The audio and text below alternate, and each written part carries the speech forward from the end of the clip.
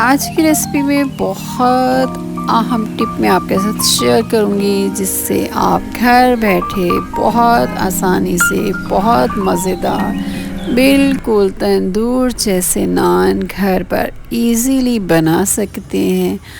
और इसको बनाना मिनटों का काम है, बच्चे भी इसको आसानी से बना सकते हैं। इतनी आसान रेसिपी मैं आपके साथ शेयर कर रही हूँ। अस्सलाम वालेकुम, कैसे हैं आप? उम्मीद आप बहुत ज़्यादा अच्छे होंगे। अल्लाह ताला रमज़ानुल मुबारक की रहमतें और बरकतें हम पर नाज़िल फ़रमाए, आमीन। बाज़ार से जो तंदूरी नान हम लेकर आते हैं वो मैदा के बने होते हैं, लेकिन ये रेसिपी जो मैं आपके साथ शेयर करूँगी इसमें मैं आपको बताऊँगी कि आप घर का जो आटा है इसके साथ नान कैसे बना सकते हैं, और वो भी बहुत ही मिनटों में और बहुत ही आसान तरीके से। तो ये आटा है मेरे पास 6 कप नाप के मैंने लिया है। इसमें डाला है मैंने ईस्ट का एक पैकेट, और इसमें जाएगा 1 टीस्पून नमक, और इसके साथ 4 टेबलस्पून इसमें डालेंगे कुकिंग ऑयल के, और 1 कप के करीब पुदीना और हरा धनिया। इसके साथ साथ इसमें जाएगा गरम गरम दूध का 1 कप, और तकरीबन 1 कप के करीब पानी। और ये आटा जो है ये चक्की वाला नहीं है, ये फ़ाइन आटा जो मिलता है बाज़ार से, थैले वाला आटा, ये वो आटा है।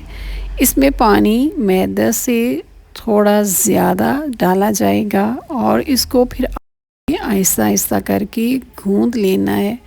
और जब आप इसे अच्छी तरह गूंद लें, अगर आपको पानी की ज़रूरत महसूस हो, तो आटा थोड़ा सख्त महसूस हो, तो आप इसमें कुकिंग ऑयल या घी थोड़ा सा हाथ में डाल के इसको लगाएं, तो बड़ी आसानी से आप इसे गूंद लेंगे। मैंने इसमें थोड़ा थोड़ा करके तकरीबन 2-2.5 चम्मच के करीब ऑयल शामिल और किया है, और इसके बाद इसको आपने अच्छी तरह गूंद के मिक्स करके इसको कवर कर दें। और कवर आप बेशक आप प्लेट के साथ कर लें या शीट के साथ इसको कवर अप करें। और इसको तकरीबन 2 घंटे के लिए मैंने छोड़ दिया था, और ये देखें ये आटा जो है 3 गुना ज़्यादा फ्लॉफी हो चुका है। और जितनी नरम इसकी सॉफ्ट इसकी आटे की तैयारी मुकम्मल होगी, इतने ही अच्छा हमारा डो बनेगी, और जितनी अच्छी डो बनेगी उतना ही अच्छा हमारा नान बनेगा। और जितनी अच्छी नान बनेगा, और नान मिनटों में बन जाएगा बिल्कुल। तो आटा जो है ये हमारा रेडी हो गया है। इसकी पंच करने के बाद इसको मैंने 2 बराबर हिस्सों में तकसीम कर लिया है।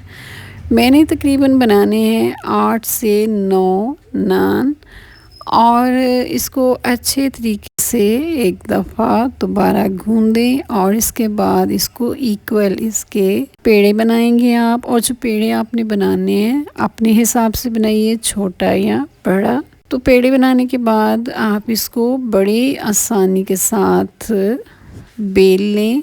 बेलने के लिए आप खुश्क आटा के डस्ट करें, और इसके ऊपर पेड़ा रखें, और हल्के हाथों के साथ आप इसको बेल लें। ये बहुत बारीक या बहुत मोटा नहीं होना चाहिए। आप इसके ऊपर लगाएंगे सफ़ेद तिल, और सफ़ेद तिल आप चाहें तो वैसे ही आटे के अंदर मिक्स कर दें, ऊपर से बेलन से बेल लें या ऑयल लगा लें, दोनों तरीके ही ठीक रहेंगे। लेकिन ऑयल लगाने से अक्सर जो तिल हैं वो तवे के ऊपर ही रह जाती हैं।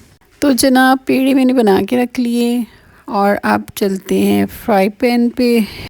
पैन को गर्म होने दें, और इसके ऊपर घी लगाया हल्का सा। कुछ नान जो हैं वो उनको मैं बनाऊंगी घी के साथ, और कुछ बगैर घी के।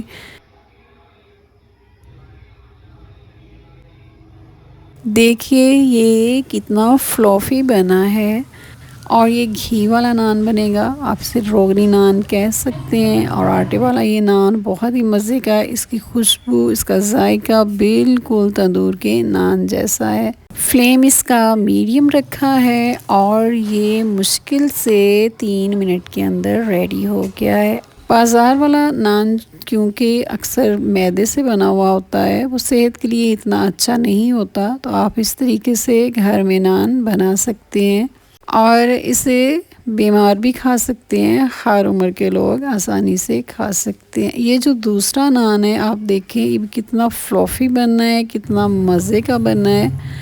और इस पर भी थोड़ा ऑयल मैंने लगाया है। और इसके बाद मैं आपको दिखाऊंगी कि बग़ैर घी के नान भी बहुत मज़े का और बहुत नरम बना है।